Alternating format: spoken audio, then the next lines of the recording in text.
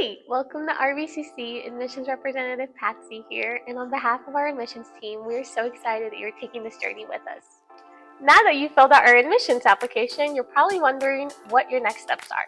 Don't worry, we got you covered. Your next steps begin with signing back into your application to view your decision letter. To do that, under the username section, enter the email address you applied to our school with and then enter the password you created.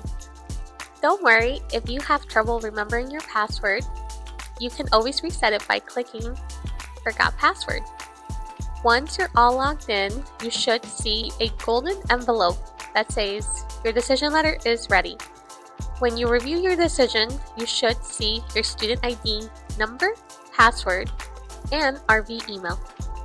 Steps can vary with each student, so depending on your student type, your next steps may include determining your college placement or submitting an official college transcript. Be sure to refer to the checklist under your specific student type, link in the description below. We can't wait to see how your journey takes flight. We're here to assist you on every step of the way. Don't hesitate to reach out.